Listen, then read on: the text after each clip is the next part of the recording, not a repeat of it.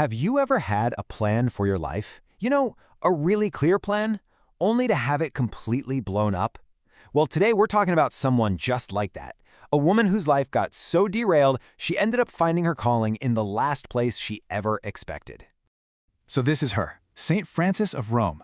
Now, she was born way back in 1384 into this really well-off noble family. And you got to understand, from a young age, she had a plan, and I mean a plan. She knew exactly what she wanted to do with her life. And what was that grand plan? It was actually pretty simple. By the time she was just 11 years old, she was absolutely convinced of one thing. She was meant to be a nun. That was it. No question. End of story. Well, almost end of story. See, there was a huge problem. Her father, he had other plans. He'd already arranged for her to marry the son of another powerful family. And you have to remember, this is 14th century Rome. What a father says goes, period. So her divine calling was about to get steamrolled by a family obligation. So what does she do? She basically starts this, well, you could call it a pious rebellion. This wasn't her just being a rebellious teenager, not at all. In fact, it was the opposite. In her mind, she was fighting for God, for the path she was so certain he'd laid out for her. She was praying constantly, desperately, for this marriage to just go away. And then her confessor asks her this question that just cuts right to the heart of it. He says, "Are you crying because you want to do God's will or because you want God to do your will?" Oof, talk about a reality check. That question forced her to really look at her own stubbornness. And she gave in. Reluctantly, but she did it. So at just 13 years old, she's married off to this rich nobleman Lorenzo Ponziani. And for a girl like Frances, who was really quiet and deeply religious, being a noble's wife with all the parties and social stuff was an absolute nightmare. The stress was just unbelievable. She's forced into this life of banquets and parties that she absolutely hated. In that internal battle, that conflict inside her, it got so bad that her body literally just quit on her. She collapsed. And for months, she couldn't eat, couldn't move, couldn't even speak. She was basically lying there, close to death. So at her absolute lowest, she has this vision of Saint Alexis. And in the vision, she's told that God is giving her a choice, live or die. And that was the moment. That was the turning point. She finally truly lets go of her own plan and just says, God's will is mine. And with that surrender, just accepting the life she fought so hard against, poof, she was instantly completely healed. Okay, so now she's a wife and a mother. And she starts to find her purpose, but in a totally new way. She starts serving the poor people of Rome, even though it causes some serious friction with her new family. For example, a really bad famine hits the city, and Frances just starts handing out the family's food to anyone who needs it. You can imagine her father-in-law was not happy.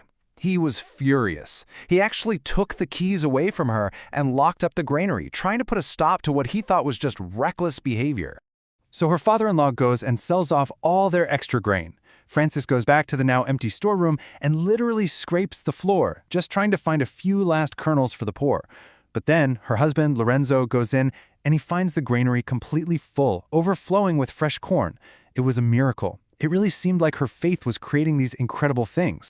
So just when it feels like she's finally finding her way, finding her new purpose, her entire world falls apart. The political situation at the time was a total mess. There were rival popes, all kinds of chaos, and it brought war and plague right into Rome, right to her front door. And the tragedies just kept coming, one after another. It was relentless. Civil war breaks out, and Rome basically becomes a war zone. Soldiers invade and destroy her home.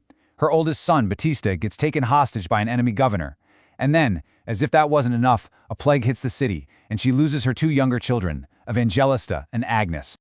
I mean, what do you even do at that point? You've lost your children, your home is literally a pile of rubble. Most people would just give up, but not Frances. Instead of falling into despair, she gets to work. She starts clearing the wreckage herself and turns what's left of her home into a hospital and a shelter for all the other people who lost everything too. After all this loss, her spiritual life just goes to another level. It gets incredibly deep.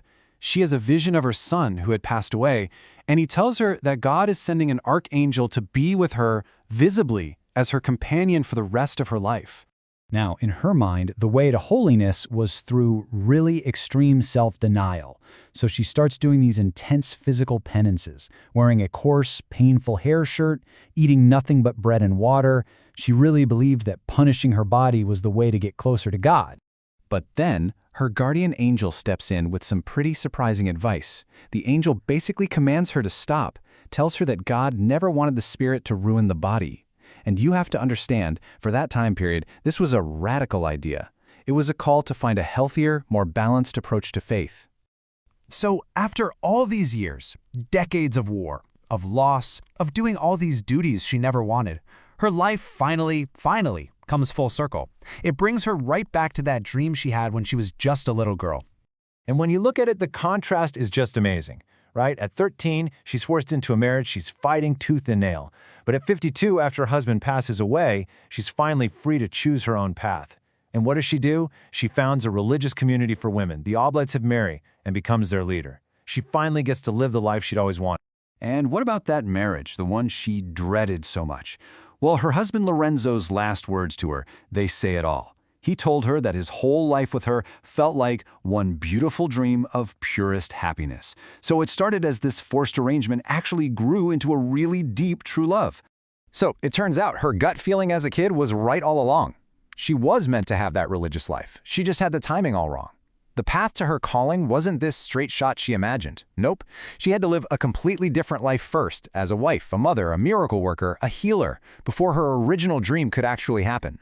And all of this kind of leaves you with a big question, doesn't it? Is your calling in life something you're supposed to choose and then just stubbornly chase no matter what?